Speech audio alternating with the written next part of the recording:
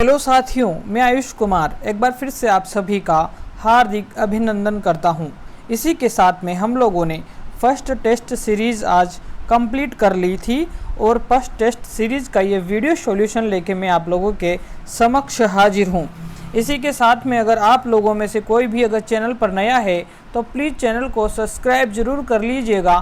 और मेरी गारंटी है कि सूक्ष्म जीव और सजीव एवं निर्जीव में से इस वीडियो को देखने के बाद में आपका एक भी क्वेश्चन ऐसा नहीं होगा रीट एग्ज़ाम के अंदर जो आपको नहीं आने वाला है। मतलब कहने का तात्पर्य यह है कि इस टेस्ट सीरीज़ से बाहर कुछ नहीं जाने वाला है, इससे बाहर कुछ नहीं होगा। तो अभी तक भी अगर आपने चैनल को सब्सक्राइब नहीं किया हो तो चैनल को सब्सक्राइब ज़रूर कर लीजिएगा। इसी के साथ में आप लोग बोल रहे हैं कि मैथ की टेस्ट सीरीज़ शुरू की जाए, तो मेरी एक सर से बात हुई है, उन्होंने कहा है कि मैं कैसे भी टाइम निकालूंगा बच्चों के लिए और आपकी टेस्ट सीरीज की, परंतु सिर्फ उन्होंने ये कहा है कि सॉल्यूशन अवेलेबल नहीं करवा पाऊंगा। तो आप लोग मुझे कमेंट में कमेंट करके बता दीजिएगा एक बार, है ना। जल्दी से अगर आप लोग चैनल पे नहीं हो तो चैनल को सब्सक्राइब जरूर कर दीजिएगा। और कल आपका जो है मनोविज्ञान का भी टेस्ट आयोजित होने वाला है। इसी के साथ हम लोग पहले प्रश्न को देखते हैं।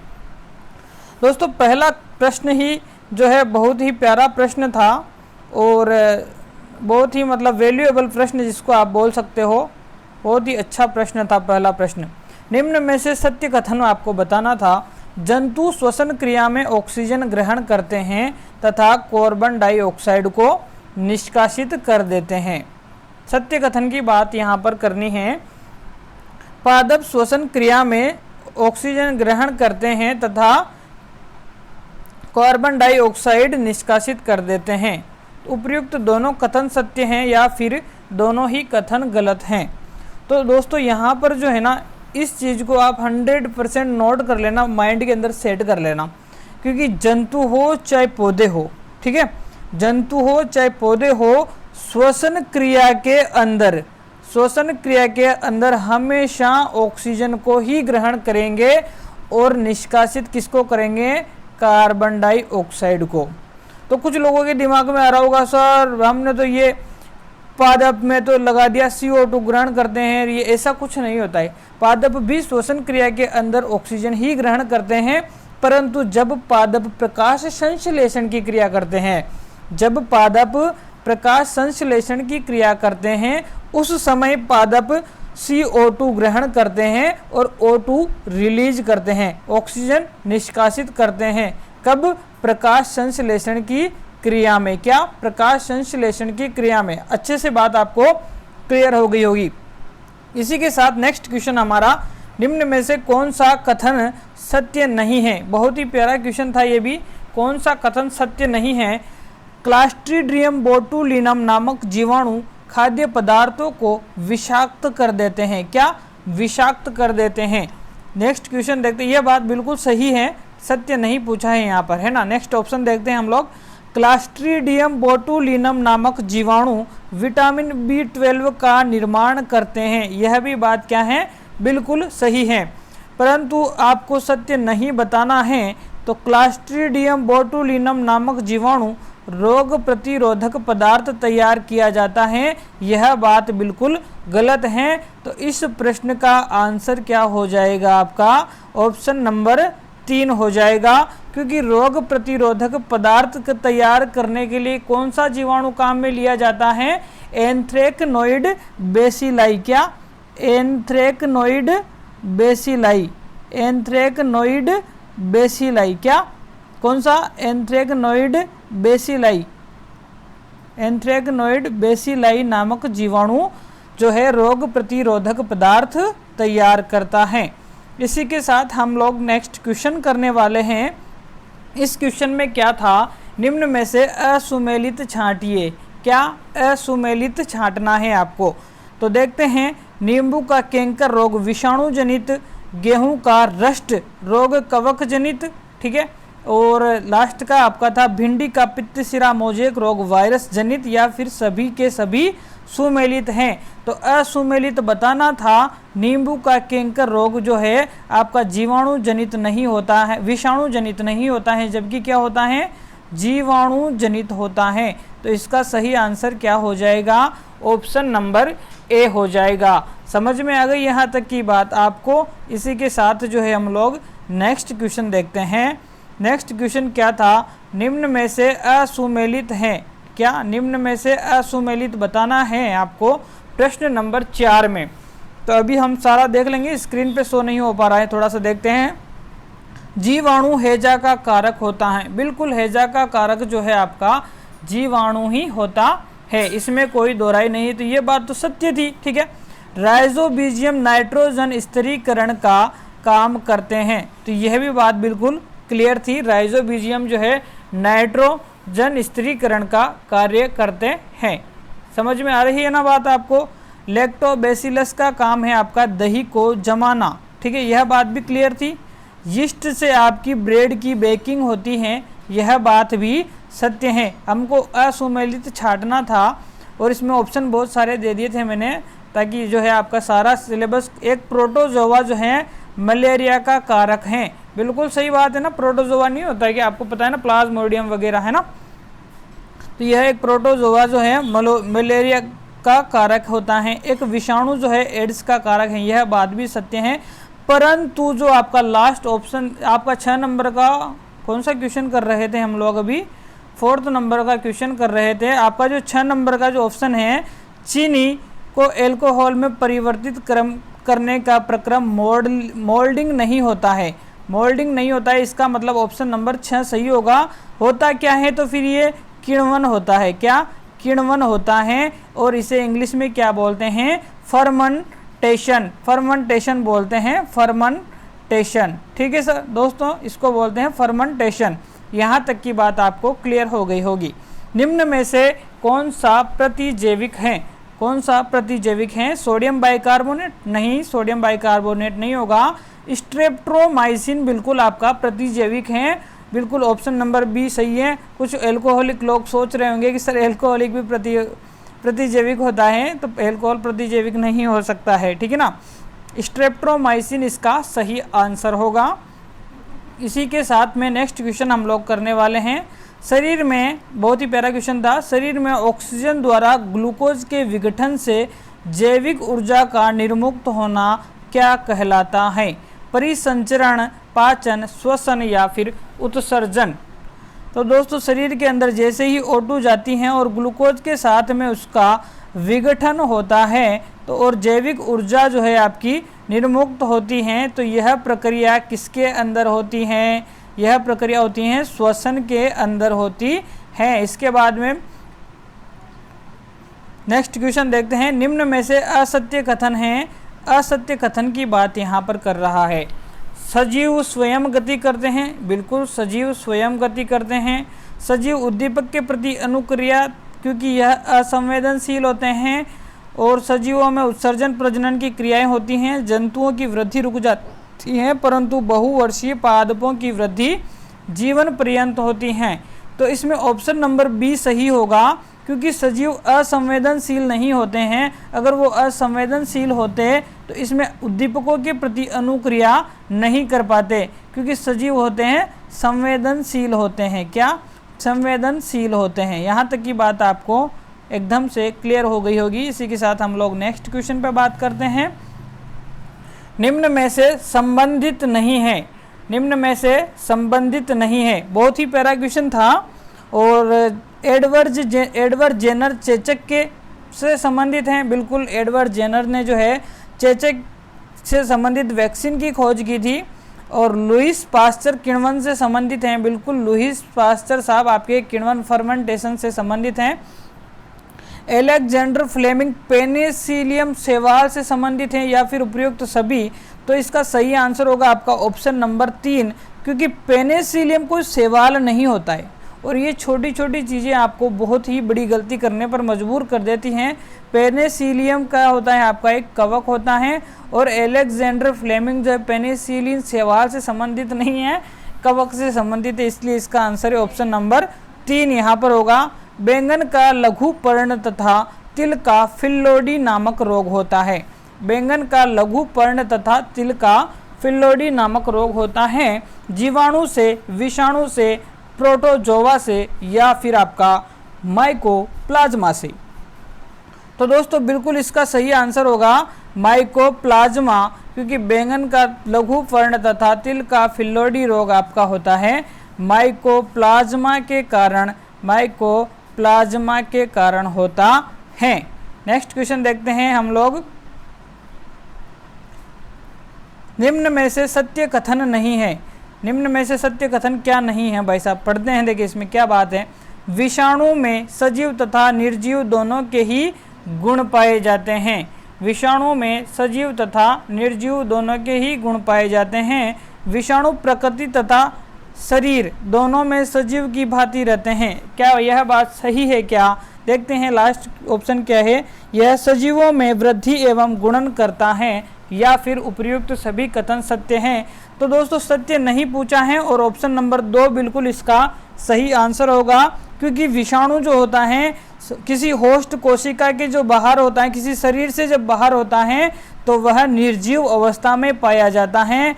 शरीर से बाहर निर्जीव अवस्था में पाया जाता है। जैसे ही वह किसी शरीर के अंदर प्रवेश करता है तो वह सजीव के भांति जो है सजीवों के अंदर जाता है, तो वह वृद्धि और गुणन करने लग जाता है, सजीवों की भांति व्यवहार करने लग जाता है।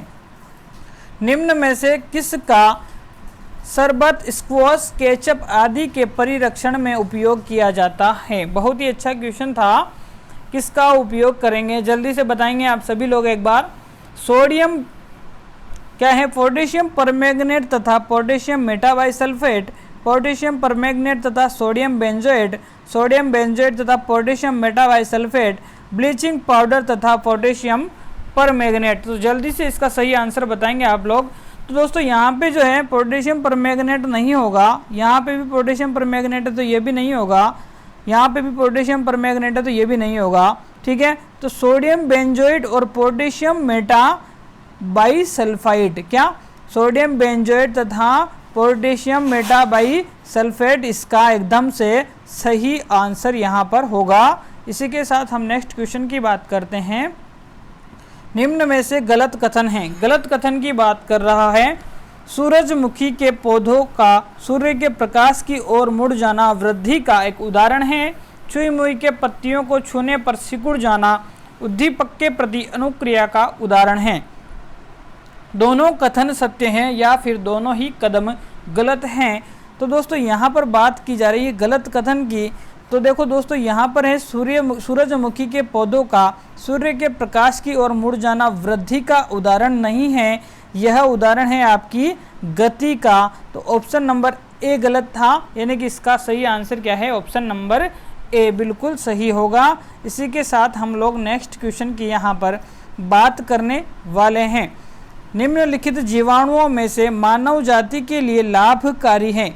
मानव जाति के लिए लाभकारी हैं दोस्तों क्या होगा? तो कुछ आपको नोटिफिकेशन भी मैं देने वाला हूं।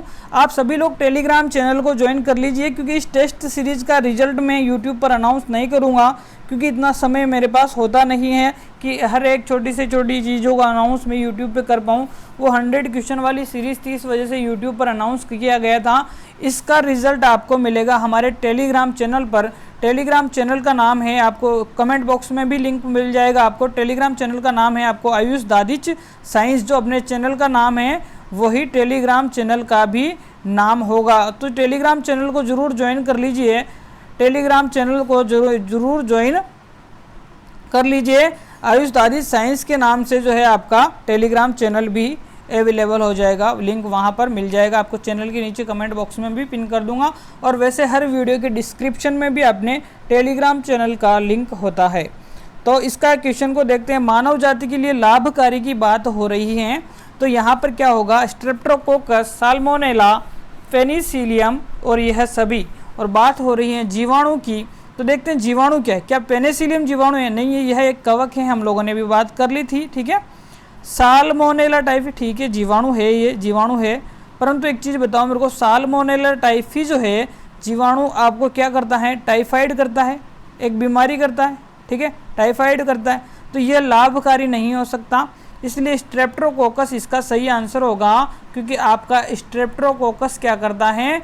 दही में तथा दूध में काम में लिया जाता है। यहाँ तक देखते हैं हम। नेक्स्ट क्वेश्चन देखते हैं। बेसिलस एंथ्रेसिस नामक जीवाणु जो कि एंथ्रेक्स रोग के लिए जिम्मेदार हैं, इसकी खोज निम्न में से किस वैज्ञानिक ने की थी? Robert brown, Robert anthrax, Robert Koch या फिर रॉबर्ट कुक? किसने की थी दोस्तों?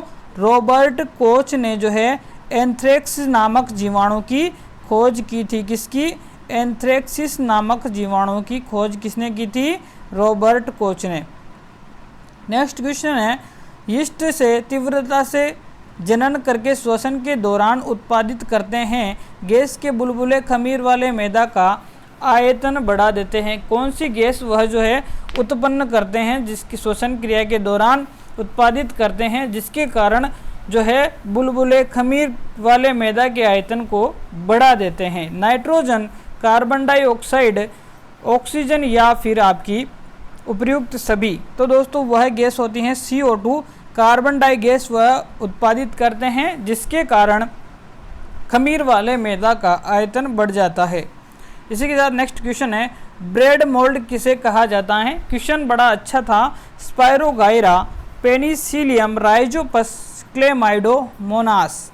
बहुत ही प्यारा क्वेश्चन था। तो इसका सही आंसर होगा राइजोपस और इसका साइंटिफिक नेम है Rhizopus stolonifer, stolonifer, Rhizopus stolonifer. ठीक है।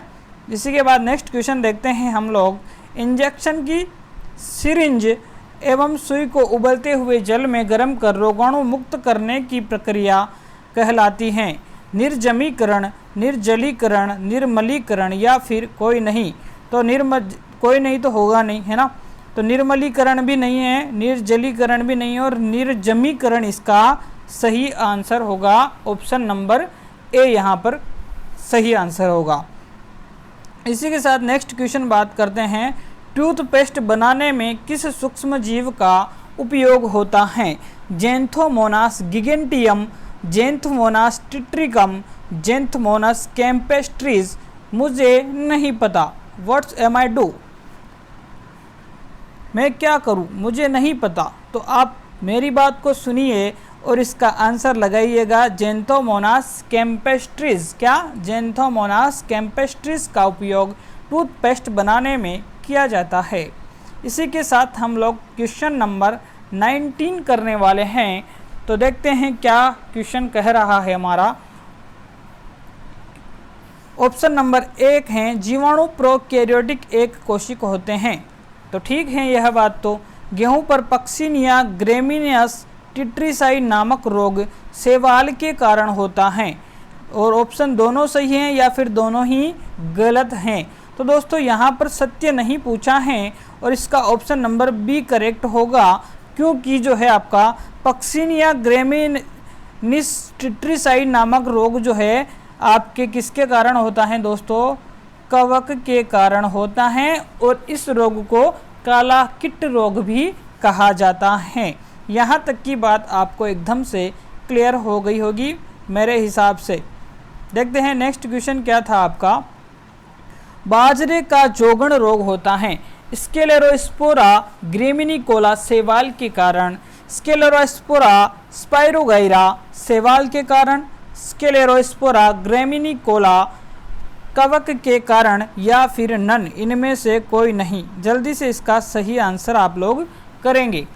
क्वेश्चन नंबर 20 का जो है सही आंसर था option number C. Option number C Sclerospora graminicola शैवाल नहीं था, कवक था, जिसके कारण बाजरे पर जोगण रोग होता है। इसी के साथ नेक्स्ट क्वेश्चन हम 21 करने वाले हैं। यहाँ पर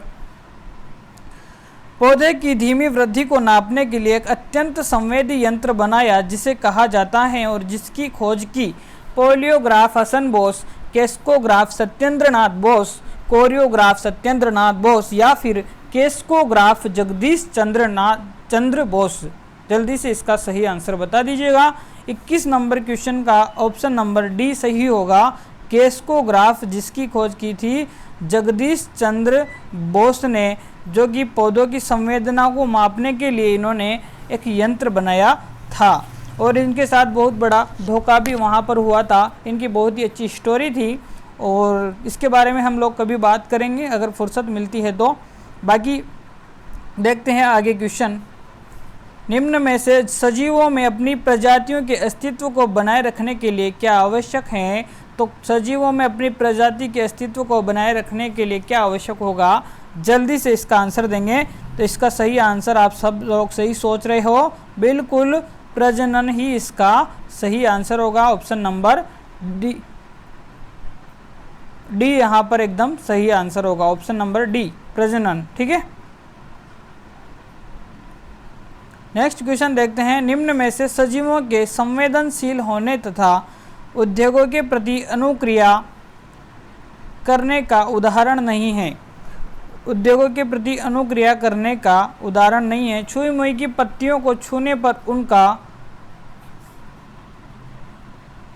उनका मुड़ जाना, है ना, ये शायद मिस प्रिंट आ गया मेरे पास, मुड़ जाना। ठीक है, स्वादिष्ट भोजन को देखकर मुंह में पानी आना, कांटा चुभने पर अपने आप पैर को पीछे खींच लेना, या फिर सूर्य के पौधे का सूर्य के प्रकाश की ओर मुड़ जाना। तो दोस्तों यह जो लास्ट वाला ऑप्शन नंबर सही होगा, क्योंकि ये इसका उदाहरण नहीं है, यह उदाहरण है गति का। क्योंकि सूरजमुखी का पौधे का जो सूर्य के प्रकाश की ओर मुड़ जाना है, गति का उदाहरण है, तो यह इसका उदाहरण नहीं है, क्योंकि यह बात गलत है। उद्दीपकों के प्रति अनुक्रिया का यह उदाहरण नहीं होगा। इसी के साथ नेक्स्ट क्वेश्चन हम लोग करने वाले हैं। जीवाणु में अभाव होता है, बहुत ही प्यारा क्वेश्चन था। जीवाणु में अभाव होता है कोशिका भित्ति का।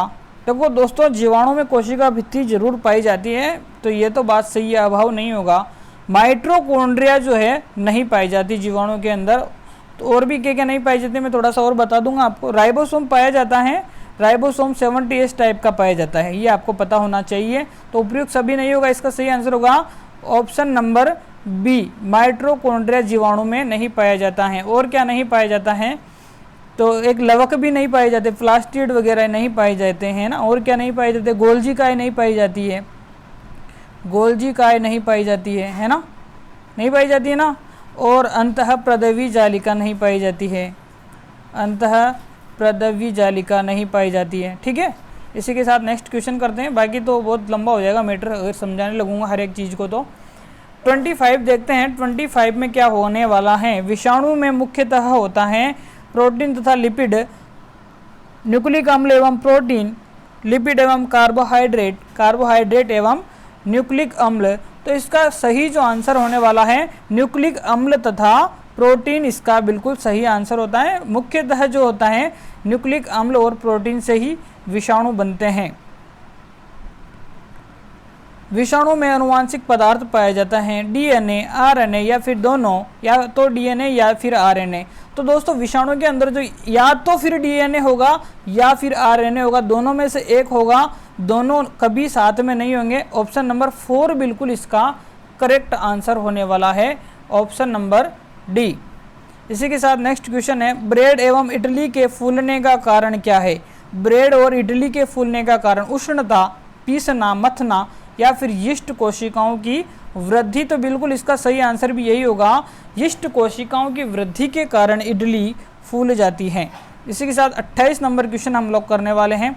मटर के पौधे में जड़ों में उपस्थित वायुमंडल की नाइट्रोजन को नाइट्रेट में बदल देता है। राइजोपस सेवाल, राइजोपस कवक, राइजोबीजियम जीवाणु या फिर राइजोबीजियम कवक। तो दोस्तों एक राइजोबीजियम एक जीवाणु होता है जो कि आपकी मटर के पौधों की जड़ों में पाया जाता है, और जिसके कारण वायुमंडल में उपस्थित नाइट्रोजन को ये नाइट्रेट में बदल देता है। तो यह एक जीवाणु होता है। ऑप्शन नंबर 3 इसका बिल्कुल सही आंसर होगा।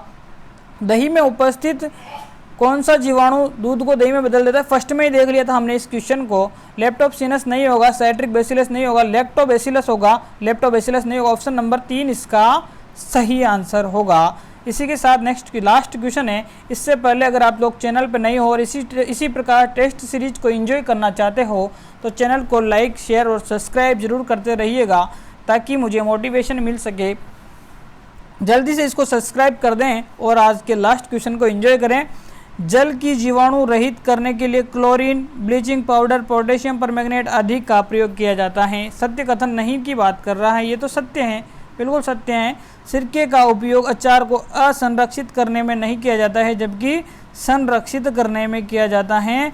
तो ऑप्शन नंबर 2 ही इसका क्या होगा, सही आंसर होगा, क्योंकि कथन नहीं पूछा है, कथन नहीं पूछा है, तो ऑप्शन नंबर 2 इसका सही आंसर होगा। और माइकोप्लाज्मा को पादप जगत का बहरूपिया कहा जाता है। Plant kingdom of, joker of plant kingdom जो है माइकोप्लाज्मा को कहा जाता है, यानी कि सभी कथन सत्य नहीं हो सकते, ऑप्शन नंबर 2 ही सत्य होगा। और जो है इसी के साथ जो है बहुत बहुत धन्यवाद। 30 में से आपके कितने मार्क्स आए हैं जल्दी से कमेंट बॉक्स में कमेंट कर दीजिएगा। और आपका जो रिजल्ट अनाउंसमेंट सिर्फ टेलीग्राम पर ही होगा, यूट्यूब पर नहीं होगा, तो जल्दी से आप लोग टेलीग्राम को ज्वाइन कर लीजिए। टेलीग्राम की लिंक आपको आज कमेंट बॉक्स में इस वीडियो के नीचे मिल जाएगी। बहुत बहुत धन्यवाद, बहुत बहुत आभार।